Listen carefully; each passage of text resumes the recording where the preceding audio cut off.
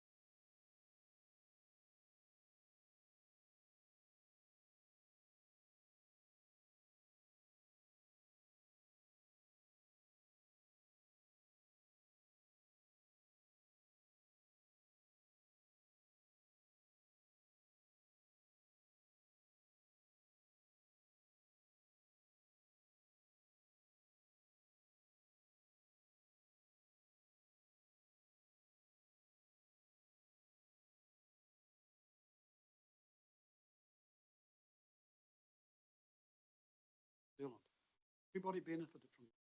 The government, in its wisdom, shut it down, moved the ability. Raised this at our strategic planning 3 years ago, and had hoped that we would act as an initiative to try and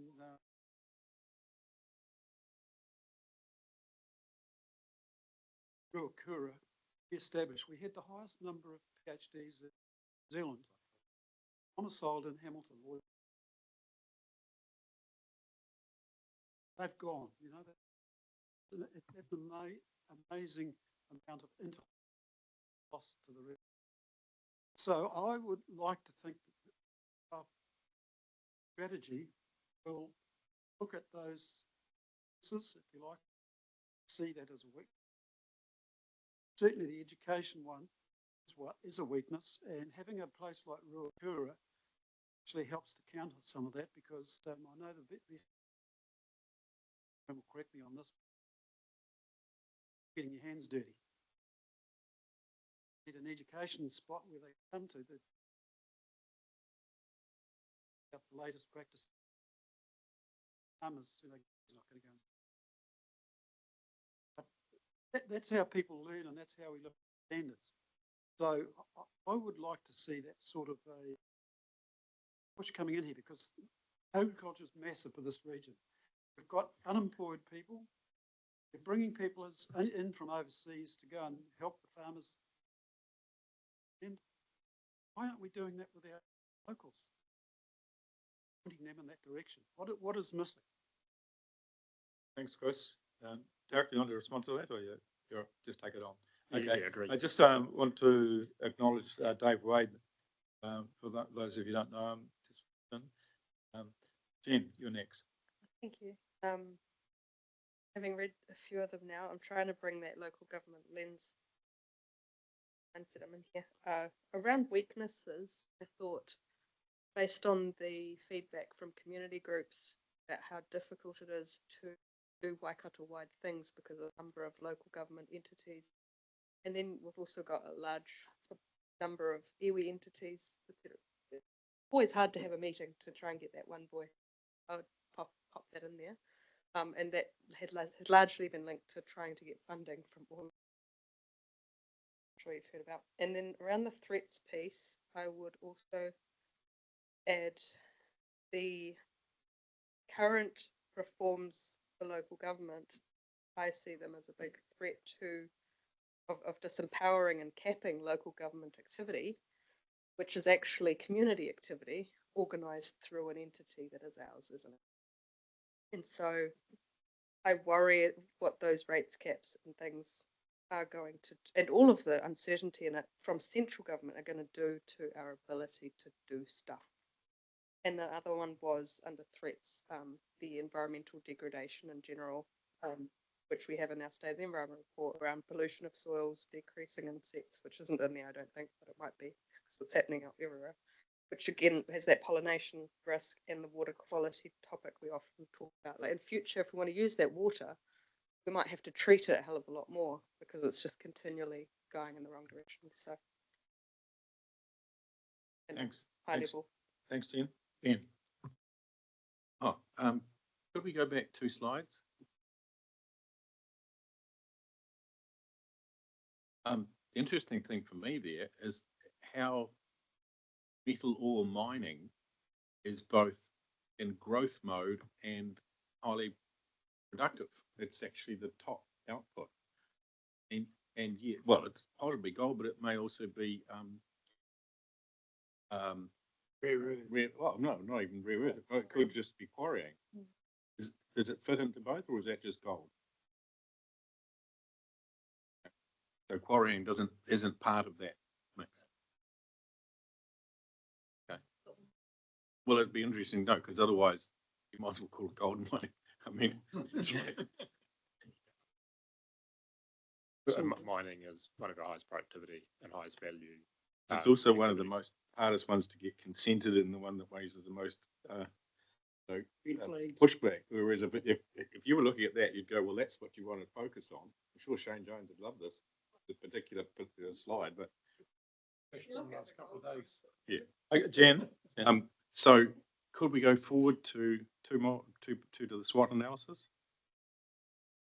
Interesting thing in opportunities, you talked about grow newer activities, industries, e.g. energy dense, but on the weaknesses, high electricity costs. So there's a dilemma sitting in there that hopefully we're going to address partly through the nuclear and the energy strategy. But the most important question is the same one that Jen's got, is what do we do with this as a regional council? And I notice here the attraction and retention of capital and talent. Now, it seems to me that that is a function the regional council can work on, which is what Te Waka was originally about, because the TAs compete with each other for that, whereas we're giving a regional view about why. I mean, given all of those analysis that we've got up there, we shouldn't really have a lack of capital. We'd think there would be investment coming at the moment. So, yeah, and that it would be great to get your guidance on that, because yes, you'd think with those strengths that we could be doing that, but as we've noticed that actually attracting and retaining capital, talent, etc. in the region is an issue, and particularly over the last almost 2 years now, and I don't know to what extent from 2018 to but that activity that the regional council had been supporting up to 2018 around telling that Waikato story and actually getting in that space, as you say, at regional scale, seems like a reasonable one that the regional councillors may wish to consider, that the council takes a more active role in. okay, thanks, Derek. Gary? Yes, I suppose in a similar vein, some of your strengths are also your weaknesses, and you know, and if I take councils generally business friendly, you know, I've challenged that and been a bit of a theme of what I've had today. You know, just I can take my own situation as an example. I just want to do a boundary realignment, and I know it's not regional council, but you say councils.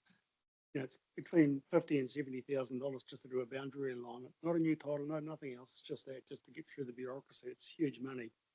And then when you also overlay that the attraction and retention of capital, maybe those bigger industries where they want to mine or whatever else have the same issues. You know that they're up against things, and I know of a sand quarry that just pulled their application consent because you know just couldn't get through the hurdles.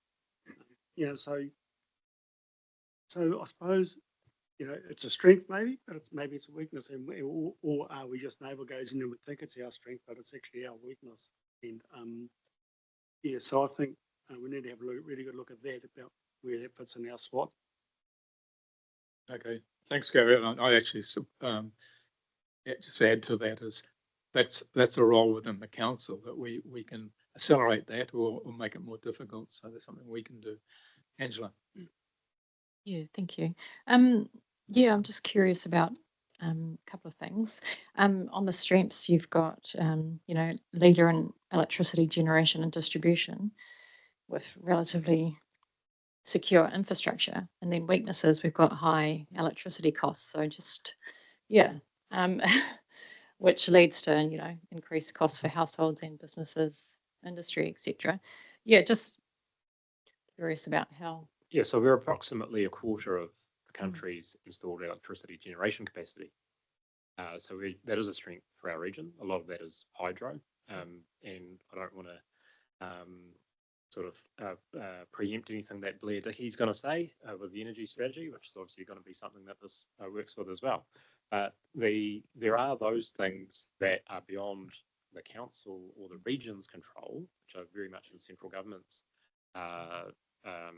sort of bailiwick, which have led to, amongst other things, industry closures within the region based on the cost of that electricity. So there is then a related opportunity, and that's why I said that there are connections between all of them, that as the nature of energy, electricity generation and then distribution changes, becomes more distributed, for example, that may well be an opportunity for different industries or additional industries that we have currently that may be relying on that network. Yep, and then the other one was, yeah, the link between the strength in amenities and events, you know, and our location geographically. And then the connections to opportunities to, and you've got improve intra-regional and international connections. Would you include inter-regional connections within that, or?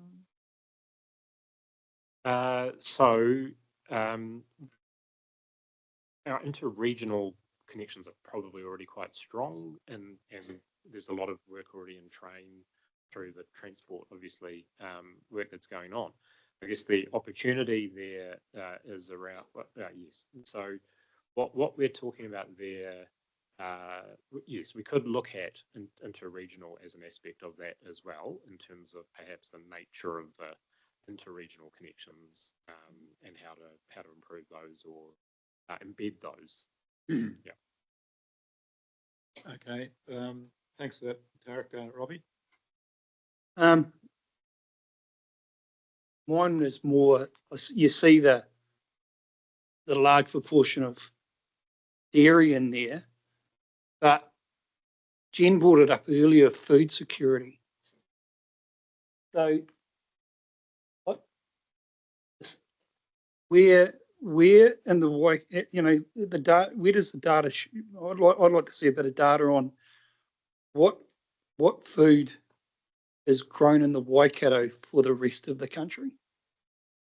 And I'm doing like, because like Whakakohe, Bombay there, and Matamata now, I think it needs to be identified what is for New Zealand food and what is actually export. Because you can say to dairy, 95% of it's export, basically, that's a simple one. But where we've got these weaknesses of that, some of these, and no, you know, that's high end value food production, yet we've got issues now of how they can produce this food with the restrictions that we're putting on them. So that becomes a weakness, that we can't feed our own blooming country. We're going to import our vegetables. And Brendan Bull keeps going on about this every time we meet up with him. It's very clear that if we're not careful where we go to, we'll be importing our green leaf vegetables into New Zealand. So, yeah, I'd like I hope the council would think it's important to actually know the importance of our food security.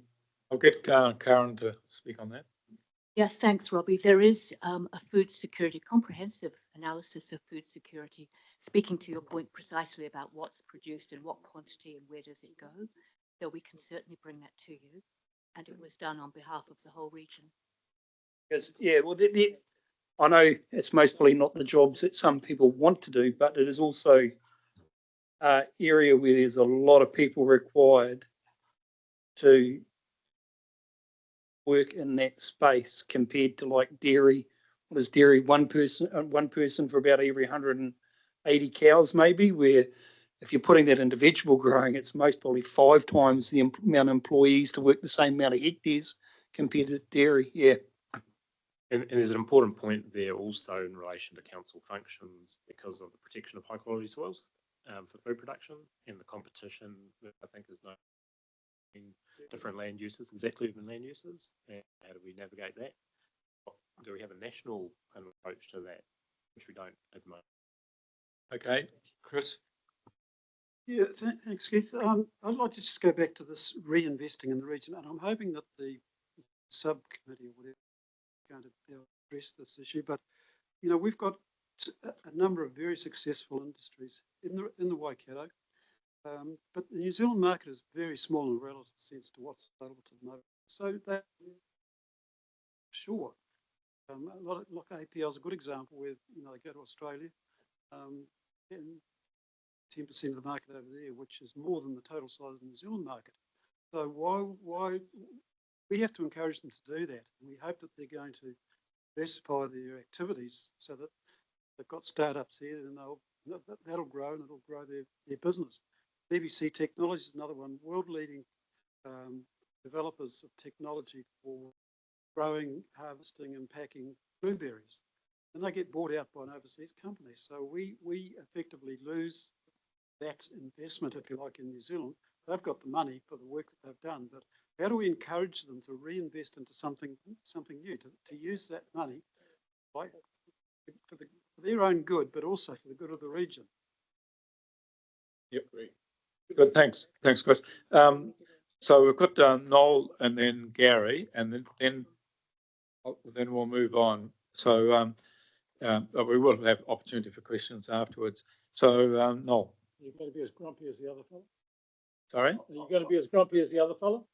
Oh, well, he's mentoring me, all right? I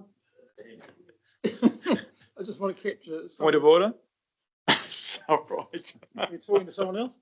I'm just wanting to capture something in the electricity area. And two areas concern me, and I'm not sure if it's highlighted here. So the government owns 51% of the major electricity generation companies.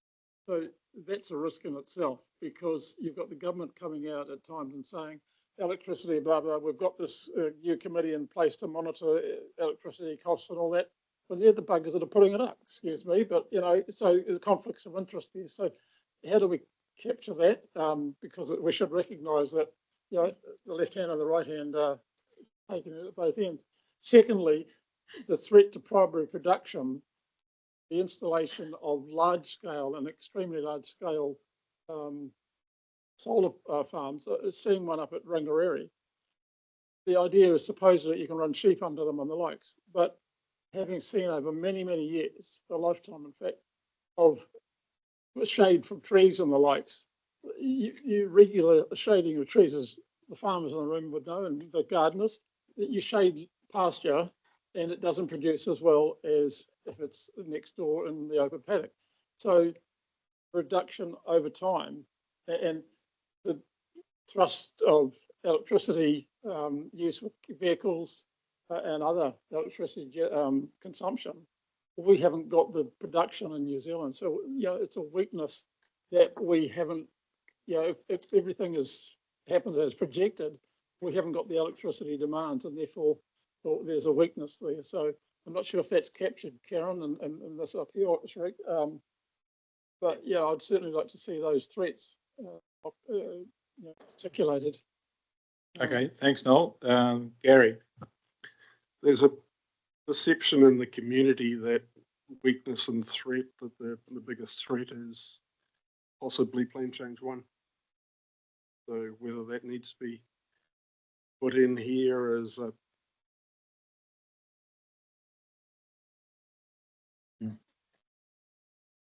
Okay, thanks, Gary. But I take it, well, obviously I've got a bias, but regulatory threats is obviously a thing that we need to keep an eye on. Okay, so we'll move on to the next slide. Thank you. So these are even busier, these two slides, but there are two. This is about the ecosystem. The next one is about the key sectors. Overall, and the reason they're presented as content, that there is a lot going on, and there are a lot of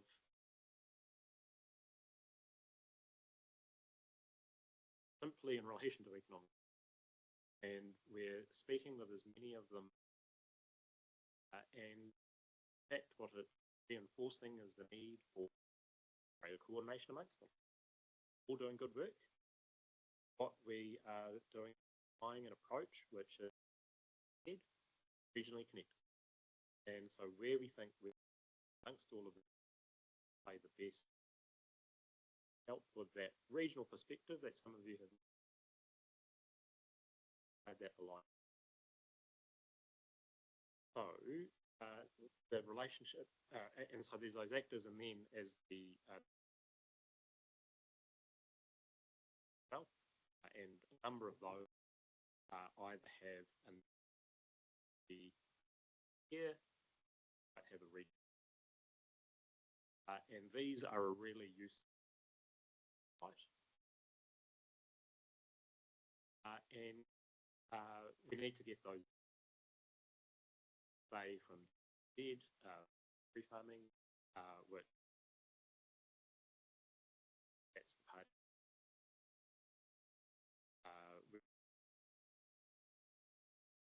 Horticulture, veggie grows. So there's a number of these already. We know that there will be issues that could come based on either what the council is involved with, and one example has been there might be other issues or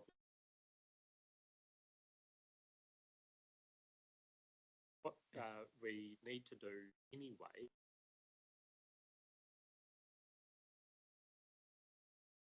into the outputs. And so we're thinking that it would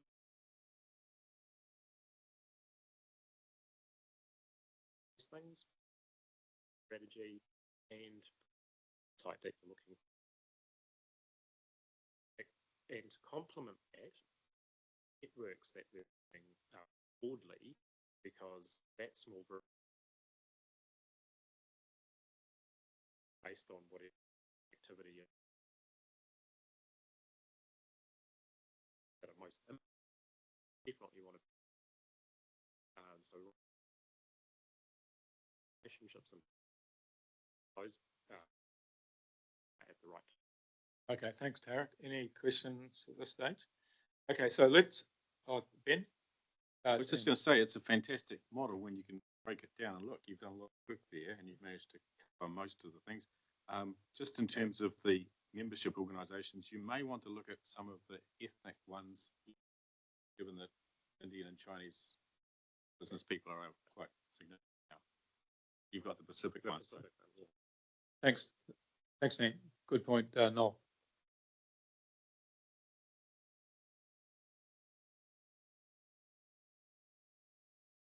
On the previous slide, which is this one up here, just for my understanding is Shirley sold out to Sinlay, so Shirley doesn't operate. And Sinlay's folding and habits. Okay, thanks, Noel. Chris.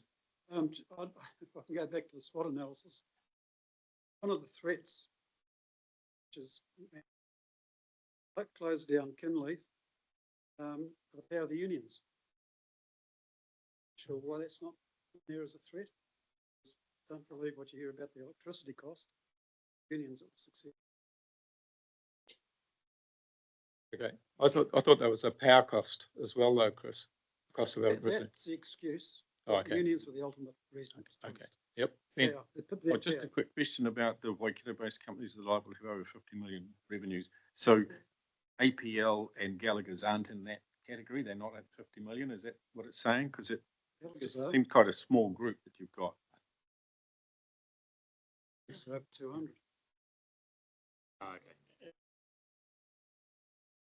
Yeah.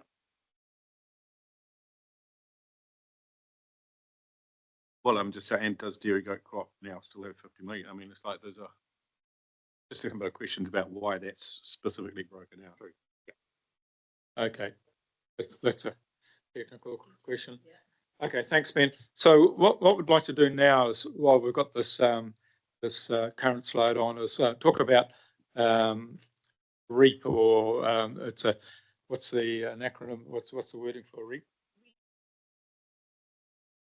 Okay, so some of you are familiar with that with different district councils. It's where you bring in outside people to complement, say, this committee to discuss certain things. Now, I'll throw it to you, Tarek, in terms of the hypothetical question. But so, as I understand it, there's a range of options. You can have a formal structure where it's the same people turn up all the time, and then there's a revolving model where you have a core group, which would include ourselves, obviously, and you bring in specialist, well, more so aligned to, say, education or science or something like that for specific discussions. I'm just, in terms of this, I just think we should also touch back to Te Waka and be cognizant about some of the things that were good and bad about that. So, Tara, you want to take us through that a wee bit? Yeah, I mean, I can't speak too much about the experience of Te Waka because I wasn't around at the time. But in terms of what the current situation is and what council wishes to do, and the contrast between those two things, Te Waka was set up with a dedicated set of functions and expectations for the group that was responsible for seeing that.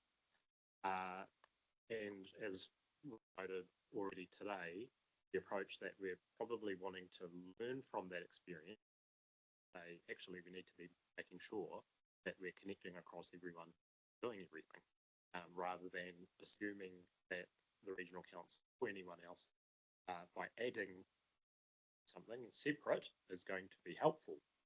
It may not be. So that's a lesson that we're applying in the approach.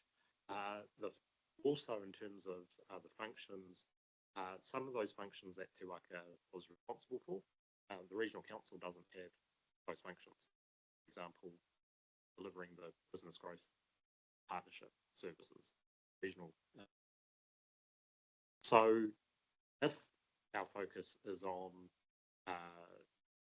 let's say, the strategy, that coordination, let's say it's about that investment, attraction, the promotion of the region, and all of those functions that council has already that make an important contribution to it, then getting the support or the insight from right people as this committee makes its recommendations in relation to those is obviously a good thing. And so having, based on their skills, based on their competencies, a group, and as you say, with the wider network needed, be quite helpful. Okay, thanks for that, Tarek. Chris. Sorry. Oh, you were. Okay, Robbie. Okay, Noel. I've got a real concern with this, and having been through the genesis of Te Waka and the predecessors, I'm really concerned about this committee, REAP or whatever you want to, is becoming the de facto economic development agency for the Waikato. And is that what we want? I missed that discussion, but it is at serious risk of becoming that function. And people will look to it and really be careful what you wish for, in my way of thinking. So I want to hear how we are going to avoid that and giving the appearance of that so that we don't fall into a hole and, repeat the mistakes of the past. We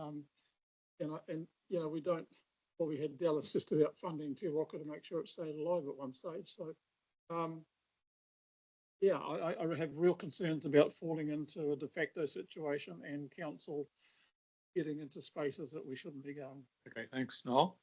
Point made. Ben?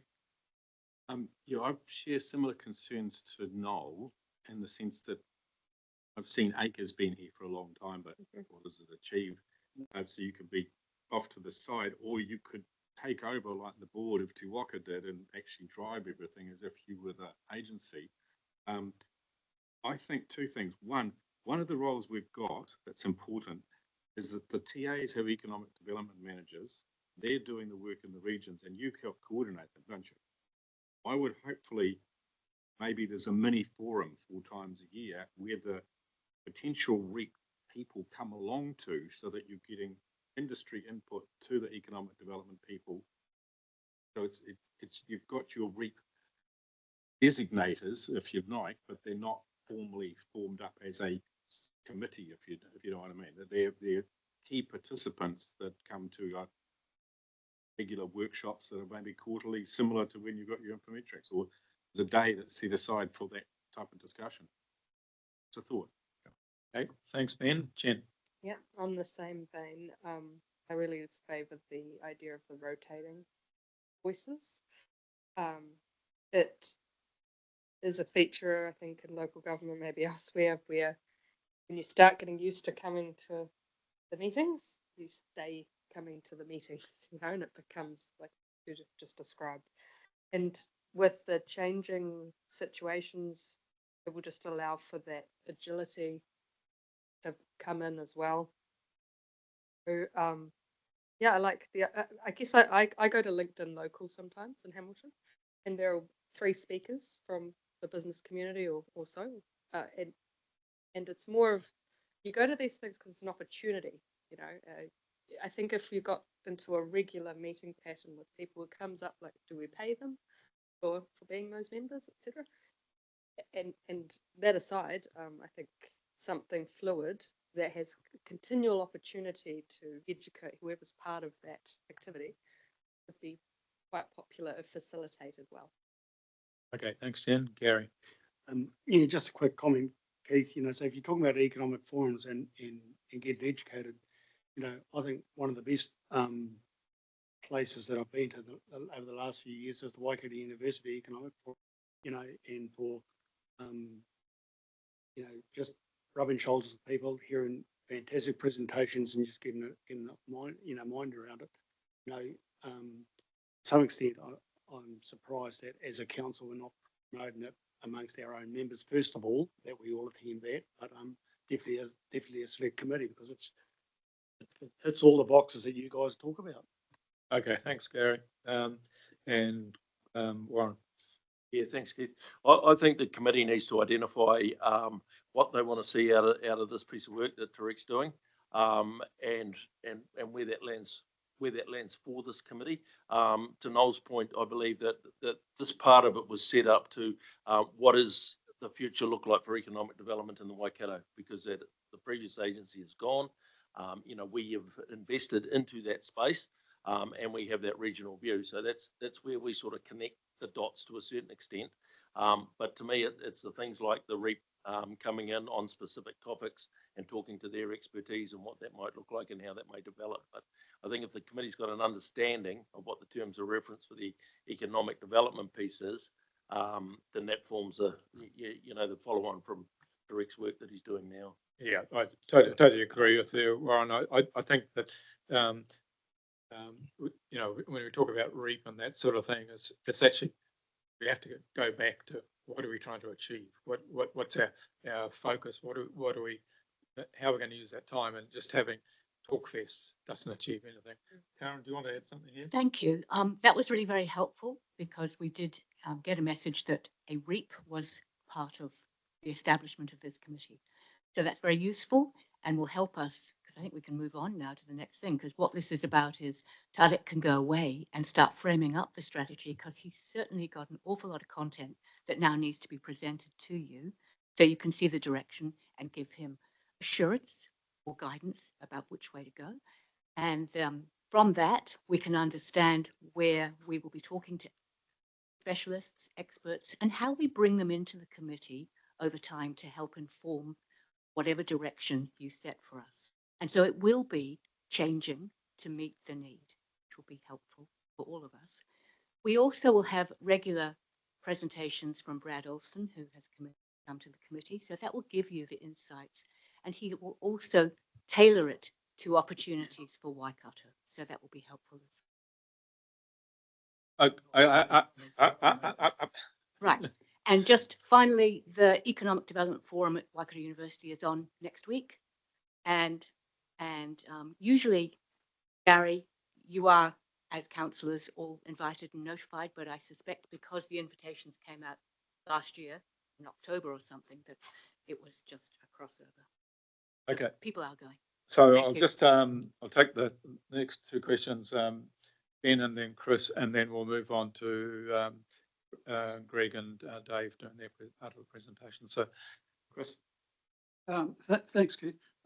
Look, I just want to step back to why do we have a separate group of people from outside coming in and assisting us with the process? And my view at the time was they were to critique regional council's policies to identify those which are limiting or inhibiting economic growth in the region. And they're the best people to inform us of that. It's easy for us to sit here and listen to staff and think, yeah, that's a good idea. Let's go down that track. We're not talking. We need to talk. Like some of us talk to the people out there, and they express their frustrations to us.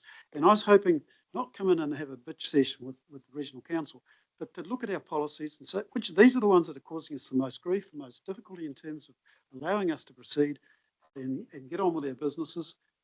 Can you think about making these changes? That's what I saw the benefit of having a separate group. Yep, good point, Chris. I think that clinical look at our own ourselves is pretty. So Ben, I would just very briefly, in terms of what Tarek's going to do is go away with the SWOT analysis and drop it out. If I was looking for a one direction, it would be to ultimately be the group or the agency that promotes the region as a region, with all the subsets sitting within it, so that for talent and attraction and capital and those sorts of things. okay, thanks for Ben. Tarek, any final word before we go on? So appreciate your input and your work. Okay, Greg. So No, that's all. I was just going to say, so Tarek will be bringing a report back to the committee for your consideration on the 17th. yep, awesome.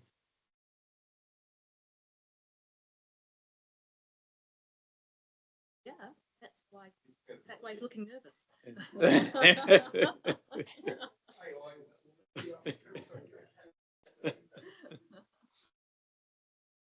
Okay, so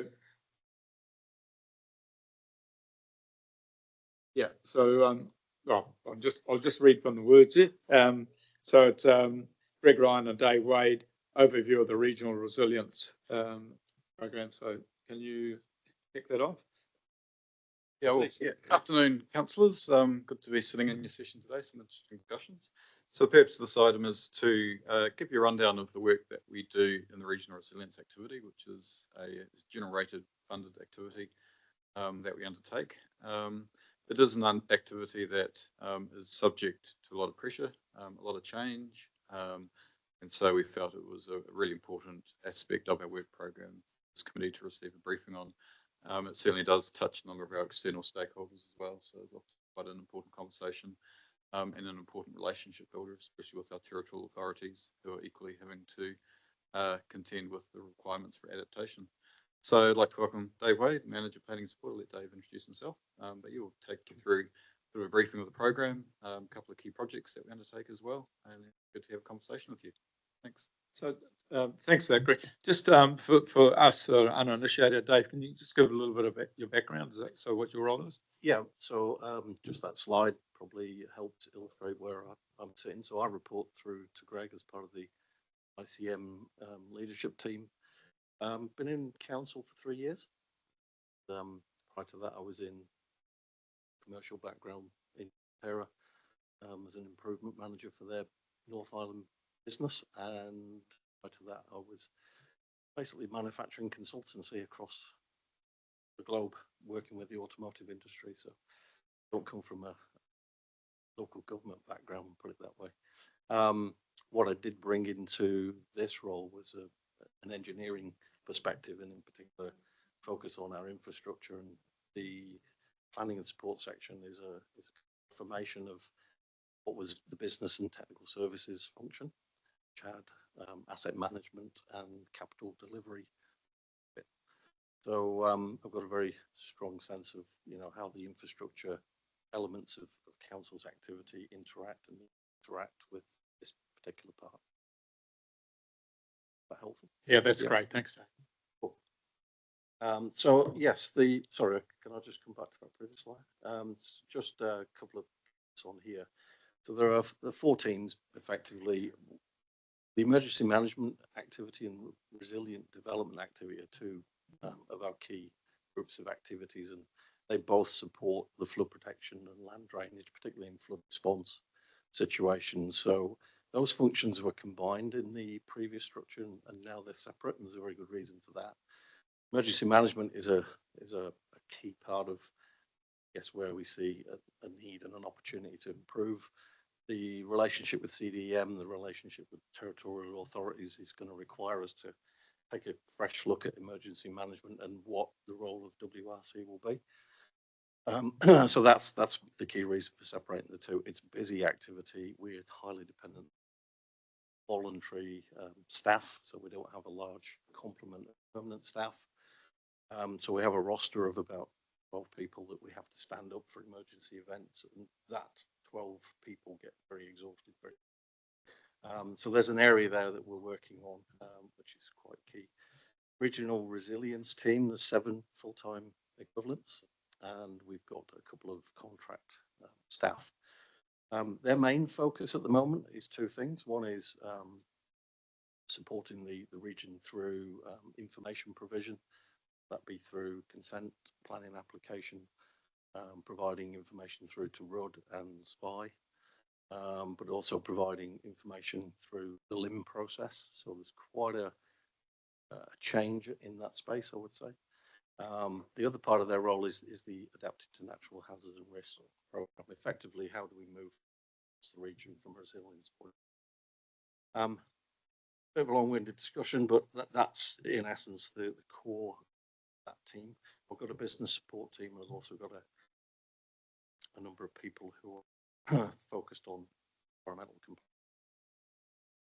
compliance. This graphic I find quite interesting. The more I look at it, the more I see. So some of you may have seen this previously.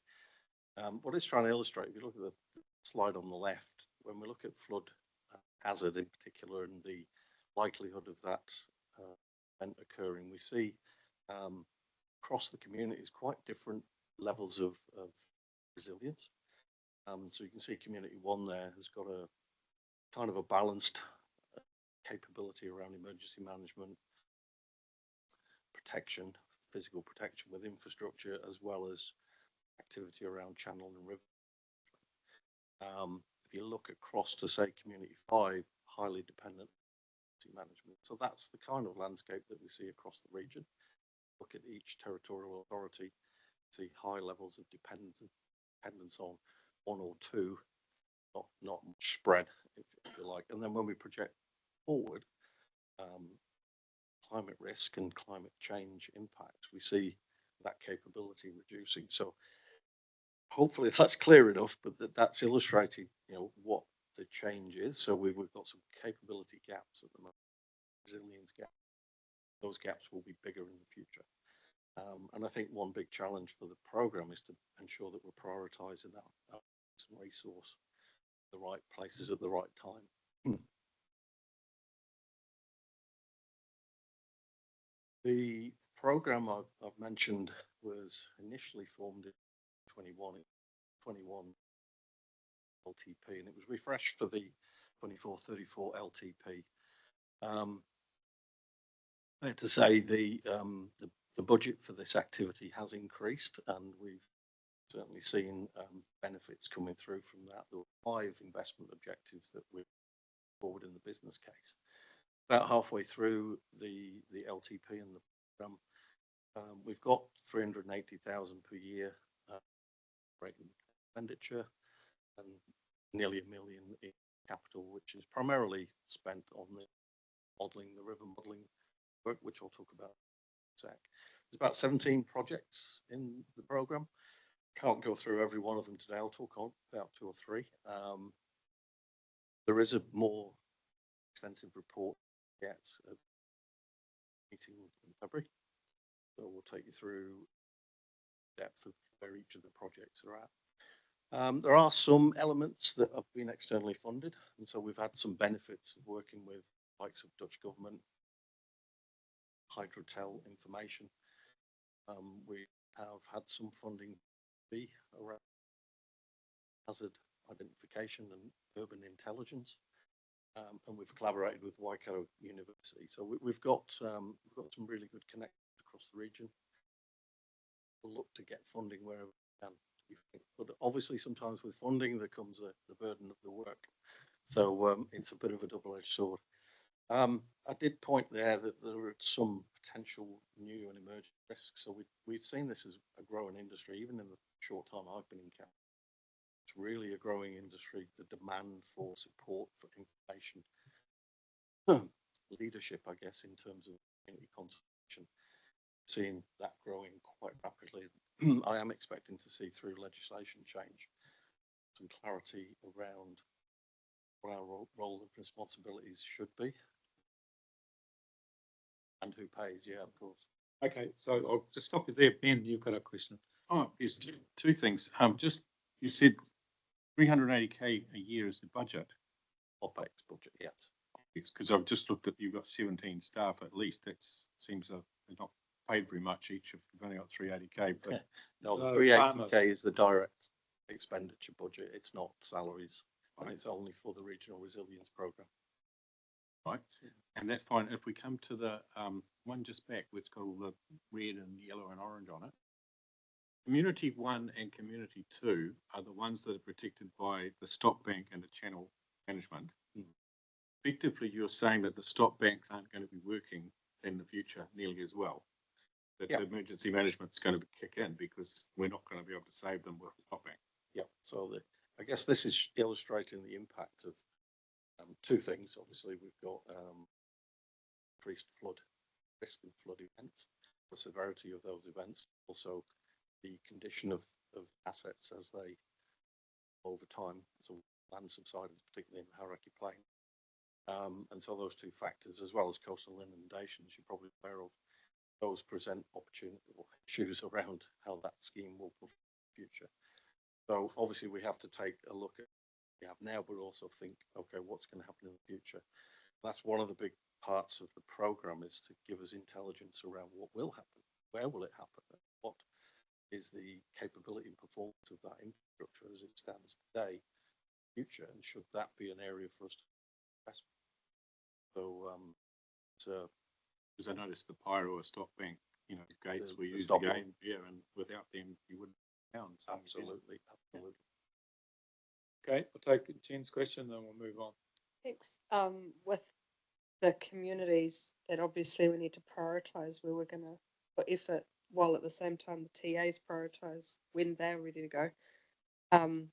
Will those communities, do you think, be more self-identifying, or will they be kind of whatever the councils think know best? Do you know what I mean? Like, Yeah, can I maybe hold off? Yeah, we'll come answering back. that one, because I'll come on to Thank you. that when I talk about adaptation planning, because it's a really, really important question. Okay, thanks, Jen.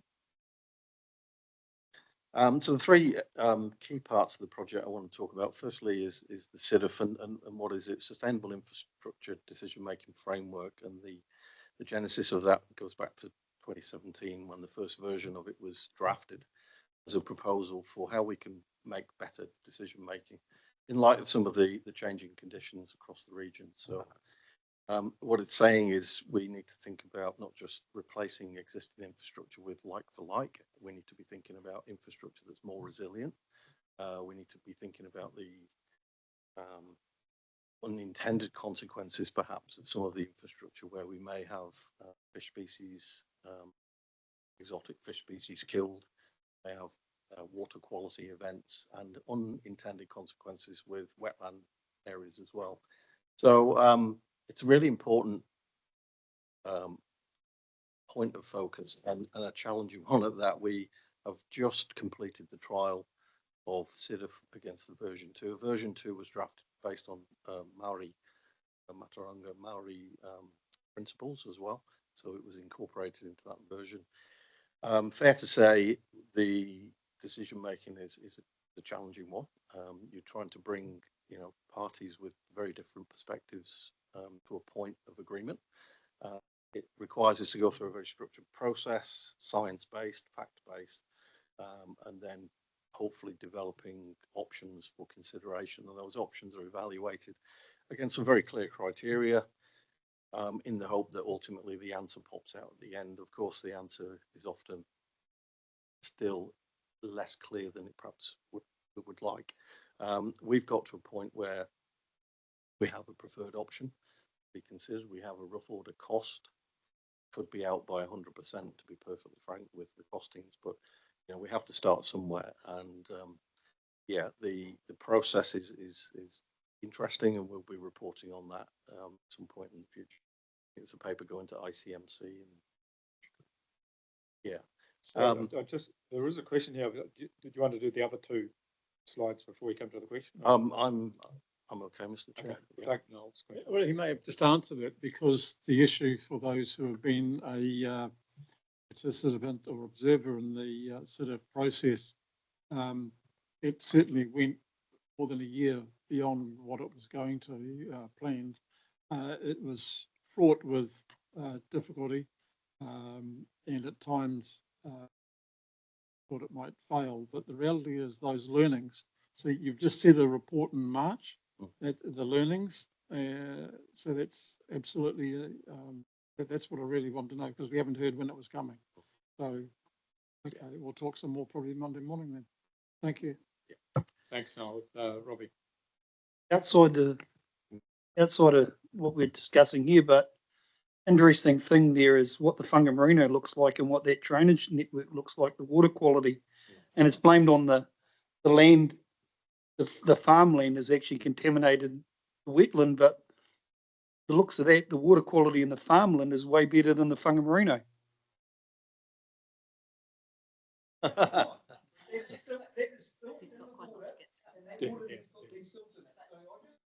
Okay, point made. Point made. We'll carry on. Thanks, Dave. Yeah. Do you two want to go outside and sort it out? That's fine. No, that's it. Okay, Dave. So one of the other big points of focus, I guess, is supporting our territorial authorities on adaptation planning. And when we started that journey, I think I was just coming to council at the time. We'd only really got one adaptation plan that we were working on, which was the Karakia Coast. And since then, as I mentioned, the industry has grown, and we had TCDC, Thames Coromandel Shoreline Management Plan, followed very quickly by Karakia Plains Adaptation Plan. So as you can see there, and I've been having meetings just recently over the last few weeks with each of these district councils to find out, well, where are they up to? What are they thinking about? That wheel on the right there, I probably should have talked about that first. That just indicates the number of steps that each plan goes through. So dynamic adaptation pathway planning process, for anyone to know. It's not perfect. There are a lot of synergies and similarities with the process we've been through with CIDF, so far as we go through options analysis, risk assessment, and evaluation through multi-criteria analysis. So it's a process that's still being developed. Karakia are probably the most advanced, I would say, and in terms of the demand on our time, the briefest at the moment. They are at about step 3. They've formed a community panel, and they've got risk assessment done. We've got more modelling completed. We've got options analysis underway, and community meetings are all planned in. The program, their plan, is a 2-year program. So we've been supporting them both from a science and a regional resilience perspective. Just to give an indication of how much time each one of these potentially could take. This one is taking about nearly 3,000 hours of WRC staff time. About 70% of that, slightly more, is purely regional resilience team, which is quite extensive. There's about 7% dependency on SPY and other staff, so not insignificant. If we to do all 11 at the same time, we'd struggle. So a couple of challenges here. One is to get the pace right that we can, but also firstly to be clear on what should we be doing, which parts of this process should we support, which parts we'd like to but can't. And so I've been having conversations with them about expectations. Most of them talk about 3 things. One is flood modelling, hazard information. They really need to understand that. Second one is science. Give us the facts, gives the technical reports, gives the information about the land, about the hazards that we're faced. And the third one is the community consultation. So we do put our staff in those situations where they're attending in a technical capacity and they're talking about the conditions in that particular. I'll just stop you there, Dave, and Chris has got a question. Yeah, look, I understood CIDF had been parked.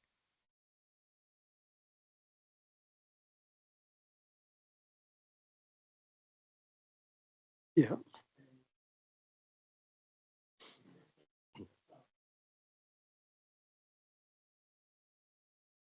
Why? Why?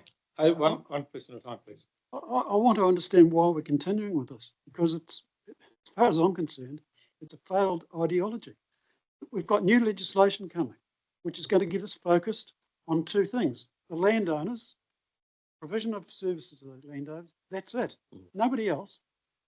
That's what it's about. We are there to protect the communities. They'll be a byproduct of the work that's done, but it's the landowners that are responsible for that, and the ratepayers are paying for it. So I don't know why we're going down this pathway of trying to refine a process that we know doesn't work. Okay, I've thanks. got to offer Thanks, some Chris. clarity Yeah. for you, Mr. Chairman. Yeah, Yeah, correct. so we do have two aspects of the program here. One is the trial of the SIDF and where we go to with that. So I said the trial was completed at the end of last year, and we'll be bringing a report to ICMC in March, and that will particularly focus on the pathway forward for not only Motu Karaka but also the SIDF approach. What we have separately is a suite of territorial authorities who are going through the adaptation planning process. The point we'd make is that the processes are quite similar, in terms of understanding what's happening out in the environment, what our options are, objectively assessing these different options, and ultimately landing on a preferred way forward. So there's a similarity in terms of the circular wheel up there, but they are separate work programs. Adaptation planning is very much led by our territorial authorities. And you're right, there has been some legislative change that have come through specific to adaptation planning as well. And that is very much placed in responsibilities with TAs, I think, is memory to continue to lead the space. So our role is simply to support them with technical and risk information. Okay, thanks, Greg. I'll just go Robbie, and then we'll move on, Dave. Yeah, I'm sitting on that hierarchy as the governance of that adaptation plan, and so is Warren and Ben. Are you on it, Ben, or not? No, I know not you anymore, but it is very clear in the discussions that they want their flood resilience and to continue, and they want, if at any stage, they want a greater protection, not less. The overwhelming opinion of the community is they can go to bed at night and they are safe. That was clear. That's the overwhelming directive towards the governance committee, that when they go to bed at night, they can turn their lights off, and they will wake up in the morning and there's no water, or a stock bank has failed around them. Okay, Yeah, thanks, Robbie. but it's very clear. Okay. Is that right, Warren? Yeah. Okay, so I see you, Gary, but I'll get Dave to continue, pick it up shortly. Okay, thanks, Mr. Chair. So there's a few, obviously, district councils I haven't yet spoken to. We don't quite know where they're at. They're talking to us, but no firm plans. But obviously, they're all thinking about this, and if legislation that's due to land shortly dictates, they will probably have a demand upon us almost simultaneously, which is why I think, the strategy that we employ and that piece of work we'll talk about at the committee meeting is really important. We're clear on prioritisation. Next slide, please. So obviously, Karakia Plains is a big part of this. I won't talk too much to detail. I'm sure you want to know where I'm pointing to here, the Golden Triangle, as they call it. The plains, obviously, and the communities on the plains are most at risk from two things, obviously flood risk and coastal inundation. So we've got very good tools and intelligence now through modelling, through the coastal inundation tool, which is on our website. So those two resources have been extremely valuable for the communities to understand what may or may not happen. I guess the question the communities have is how do they feel? And back to Robbie's point is, nearly 50% of the community feel concerned or extremely concerned about risk in the future and even the risk today. So a significant proportion of the population is really concerned, and therefore there's a big move on from that one for me. And so as far as WRC is concerned, we've got a lot of infrastructure in that area. See the extent of it. In the Waiho Valley scheme there, we've got 177 kilometres of stop bank. We're still building stop banks. We've got floodgates, 75, 20 pump stations, nearly 730 kilometres of rivers and streams. So, and a lot of people potentially can be affected by that. The question really is, how do we respond to the adaptation process? The adaptation process will ultimately end in a preferred pathway or series of pathways, which may and most likely will involve infrastructure of some kind, and therefore we will probably be faced with decision making around what kind of infrastructure we should fund, how that will be. Okay, I'll go to Gary and then no. Couple of points going back to the discussion that was had just earlier on. And I suppose, Robbie, the question would be to what level are you building those, protection, how old do you want to sleep? I want a 100 year, I want a 200 year, and there's a huge cost associated with that. And then I assume that most of that's on targeted rate anyway. So each community then will, to Chris's point to some extent, will decide how much they're going to pay for their good night's sleep. And just the other thing, next slide, that golden triangle, I'd like to think, Keith, that they're the 3 new highways you're putting through. Look at that picture there. Sorry, I didn't get that. I see, when I look at that golden triangle, Keith, I hope to think that that's the 3 new highways you're putting through that triangle. Is that what I'm saying? Right. Need 2 tunnels. And you need 2, one's done. Okay. Yeah. No. Oh, Ben, sorry. Ben, yeah, it was just to pick up on that point. Legislation is pending on adaptation planning. When we sat in the hierarchy, everyone wants it, but everyone thinks regional council should pay. Yeah. From what I could recall. So it might not be targeted rates on the individuals. It was differently, and the trend seemed to be the government was going to identify regional councils as the ones to fund this. Okay. I don't know if you've had any feedback. That's all. No, I mean, obviously there's views on it. The bill has come through, and we've seen submissions on that. We are expecting there'll still be a role. Regional council, how infrastructure is funded. The general message is it needs to be funded off the back of adaptation planning. So between regional and district councils, as an adaptation plan, a clear business case for funding. So that's how it will work. Now, how that's paid for. Just to agree then, do you know who the legislation's here, is it? So what did they end up with? I don't think it's landed yet, but so there's a couple of messages. One is in terms of local leadership from TAs going through these processes.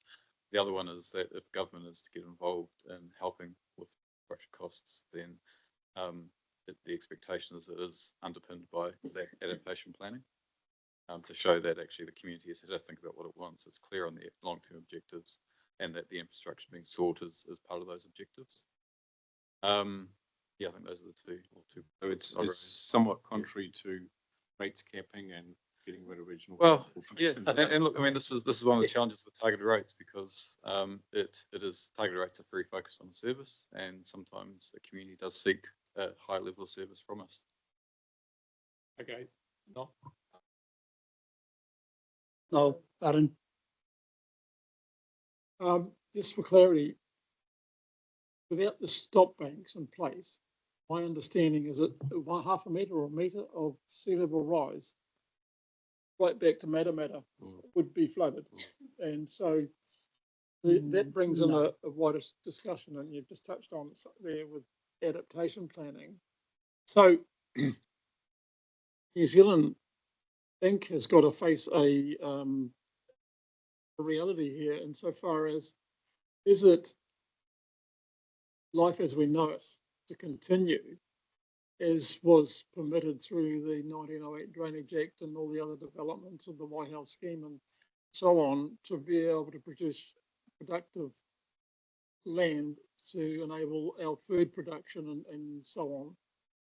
So to continue forward, to expect landowners to continue to pay for that, and only those landowners, to me is a very narrow situation. And we need to look at what we do on a regional scale, but more importantly, a national discussion of what going forward we need to protect. How much is it going to cost if retirement is, because that's the big issue in the room. If you say to people, well, you can't because we're going to let it flood, that's their livelihood. So they have to be compensated. This, to me,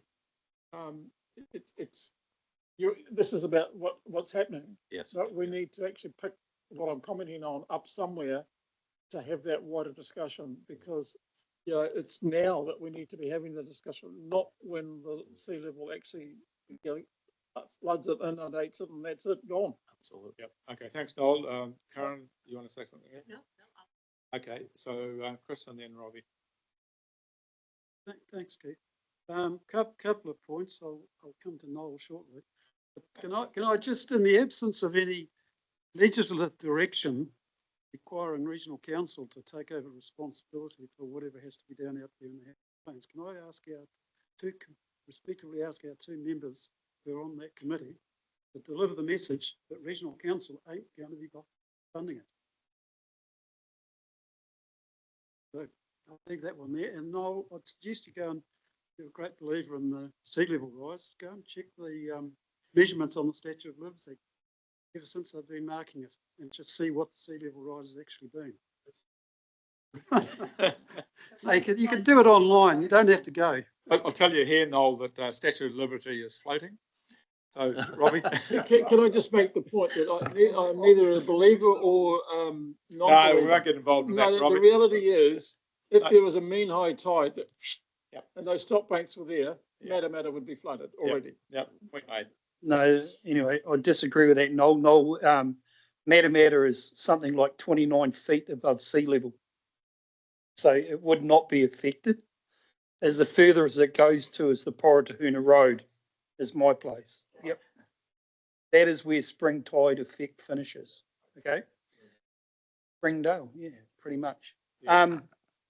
I think the infrastructure issues of Karakia Plains and the lower Waikato is land use changes since the schemes were put in has affected these schemes, and it's what we talked about, urbanisation and land use changes within the catchment that's happened since the design, that these landowners in Matamata and other areas have got to do land use change. That water comes down the schemes, and the lower landowners through the classification are the ones that are paying the majority of the cost. And the majority of the cost shouldn't lay there, because if you go back, and I've shared the scheme designed back in 1972 where the legislation was drawn up for most of these schemes to happen, it ended up that the only way they could get it through was the majority of the cost went onto the targeted rate area or the classification area. And that's not right, because before that, upper catchments used to flood. This was just so that they could get their water down to the bottom and out to the sea, because it was a floodplain. So every time, if that makes any sense. So and now the classification is actually the issue, because not everyone contributes to the catchment. Okay, thanks, Robbie. Well, and that's what Noel was trying to explain a bit of what he was saying. Okay. And hence the funding review. Yep. To answer those questions. Okay, thanks. Aaron, Greg? Aaron just made the reference. Councillors have had a good opportunity to debate this matter when this project is concluded. I think it was talked about today in the strat direction too. Okay, thanks, Greg. Gary? It was just a comment, but what we don't know is what we don't know as far as some of that go. You see a sea level rise, and we can debate that if you want. But we also have, New Zealand's still an island, and we're moving up and down, and scientifically it's proven that some coastlines are moving up at the same time or faster than sea level rise, and some are coming down, so you get a cumulative effect. And so there's a lot going on, there's a lot to learn. So I think you've got to be careful about what you try and future-proof against. Okay, so I'll take Ben and then we'll carry on because time's racing on. So Ben. Oh, I just wanted to draw your attention to the strategic direction and what Karen's put in here. 1.1 billion in flood infrastructure protects land that contributes 2.5 billion to the region's gross domestic product and protects key transport routes. So it's actually here in our document. Okay. Thanks, Ben. Dave. Okay. We'll move on to the next big piece of work that we've been through. So we call this a water resource modelling project, modelling for short. One of the things that we've discovered there's new software out there. We've picked up on benefits of using that software and standardising that across the region. So really happy that he's worked with us on common platform so that when we talk about models, modelling information, we're talking about the same things and the same levels as well.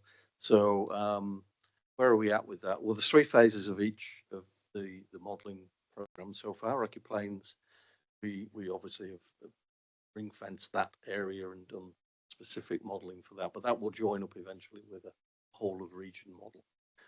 First phase is obviously just to do LiDAR. LiDAR information has been collected across the whole region. So that information exists across territories. The next level is to take their asset information, stop banks, floodgates, and pump stations, and input that as well as culverts and bridges and you name it. And that gives a degree of accuracy. And then we start to dive deeper into groundwater levels, geology, etc. So finally, we end up with a calibrated model. We have a high level of confidence in that model. And that's what will help the communities think about the impacts that they can expect to see in the future, and also to help them make decisions about what's tolerable and what's intolerable. And so we'll help them work out what the triggers are. So when we reach a certain trigger, a decision to. So that's the connection or interconnectedness of modelling and adaptation planning. Next slide, please. This is just an illustration of the layers that we've gone through. So this was the initial mapping or modelling of plains after Cyclone Debbie. You see quite extensive areas across the plains were. And then of course I will note here, this is a work in progress, so we're still working through the calibration phase. But if we go on to the next slide, it just gives an illustration. Once we've calibrated, once we've got more accurate information about our infrastructure, the impacts are a lot less. So that's just a sharp contrast. And there's another phase of this, which we've just been through with Karakia Plains, which is community consultation. And by that, I mean asking people, where do you recognise the flood risks? What do you see when it floods? So with that, we get even more high quality information and data. So it's been really helpful. And then going through into the sort of next phase, I guess we're waiting for adaptation bill to land, and we are seeing that growth, but obviously we're going to work with them and match the demand. Certainly the clarity coming through other bills like the emergency management bill will shape how regional resilience looks in the future. We do know we've got work to do in the capability space for emergency management. Workloads within the team have changed because of LIM legislation. We currently are meeting our obligations, but there are some areas that we know are still requiring further work. So we don't know yet how big an impact the LIM legislation will have in its final analysis, but we are expecting it to increase the workload. And of course, bearing in mind the regional resilience team also has an emergency management role. It can be that the regional resilience program becomes stalled because of weather events. Pretty much all of that team were engaged in January 21st event, also involved in the recovery of that. So that's just one of the challenges in using the skills. And last slide. Okay, thanks for that, Dave. Gary McGuire. Question, Dave, getting back to that Statue of Liberty question and the levels. We've got the Motukari datum that Taupo's measured off 35725. They changed, has that changed over the decades now? Like the morphological study that was done every 10 years in the Waikato River that measured all of the levels of the bed of the river and what have you.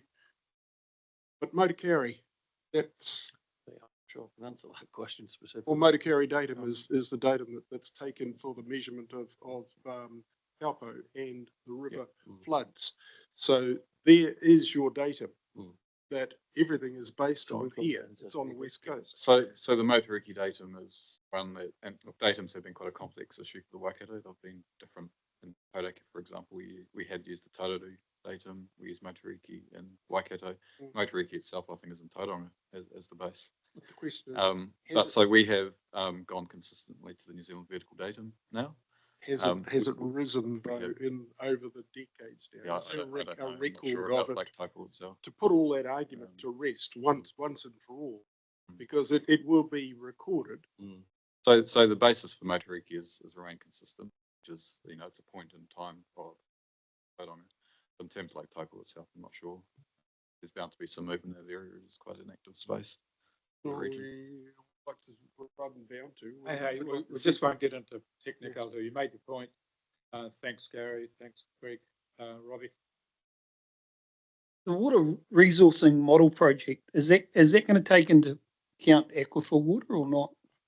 Yeah, so that's the information we've been bringing more accurate water levels. And presuming where that water's coming from? To the degree that we understand it, yeah, we've. Well, when we went on our bus tour and we were up at with Brendan up at Glen Murray Tuakau, and he made a statement that water there was coming from an aquifer off a glacier in down in National Park. So to understand where our water is coming from and where that would be. Then we know what the capabilities of those aquifers are. If we don't necessarily, anyway, you know where I'm coming from. Yeah, I do. And of the DCs are using the same consultants that we're submerging area. This one I will go back and check on and get better. Well, it can't be the only one, so it'd be nice to know if there is other aquifers like that running through our catchments or not.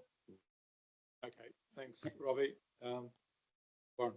Yeah, just want to confirm for myself that, and probably to you, Greg, that what reports are coming back to this committee and what reports are coming to ICM, and there's clarity around that space, just so that we're obviously not doubling up, and there is a clear pathway and a clear workload across.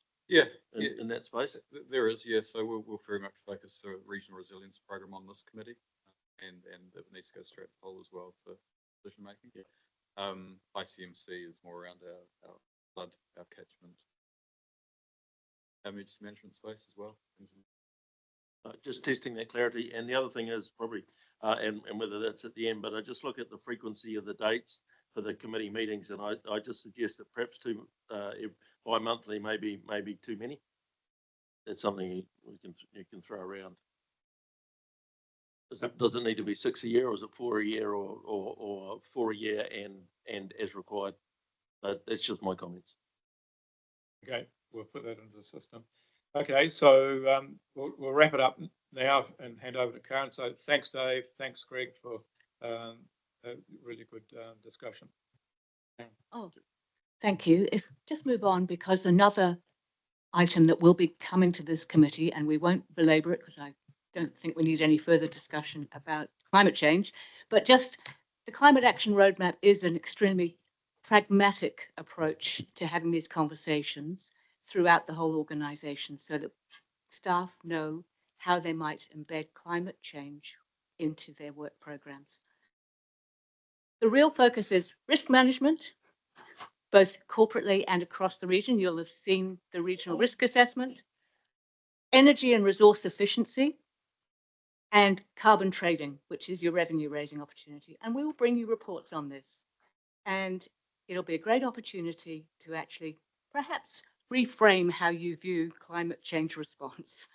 And I look forward to those conversations. Thank you, Chair Warren, for asking about the committees, because a lot of what Dave and Greg were talking about actually belongs in ICM and in Stratton Poll. So between your executive, we will disentangle where each thing sits so we don't have waste of resource and energy. And that's it from us.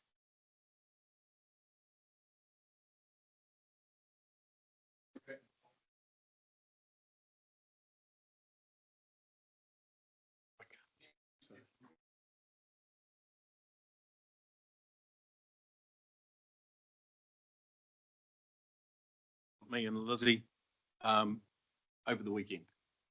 Okay, thanks, Ben. Chris, so Chris has got a question. Well, it's not a question. I'm just saying, Oh. I'm just reading this, Keith, and I'm saying this is not regulatory or policy. What are we worrying about it for? And then I read this nonsense about the Auditor General's published a number of reports, and this is where I got the kickback on my feed in the council earlier this year. The Auditor General quite clearly stated last year that they can't audit the information. Inauditable, or words to that effect. This is the climate change board. No. Yes, the climate change issue. So That being the case, I don't know why we're bothering them. It's a waste of time and money. councillors, I will send you all of the Auditor General's instructions. Oh, you don't want them, Noel? I'm not on this committee, so don't include me. Okay. Thank you. So, One last issue, you and you, could we just take 5 minutes to that yesterday? okay. Please. Yep. Yeah. Okay, so we'll close the meeting now and call on Karen to do a karakia. Thank you. Thank you. Unahia mai te uru tapu nui, kia wātia, kia mama, te naka, te tinana, te hinanaro. I te ara tākatū, koe rā e rongo, e whakaria ake ki ronga, kia tēnā, tēnā. Homi e, hoia, taki. Thank you, Karen. Thank you, and thank you. Thank you, Chair. And Gary Maguire, could you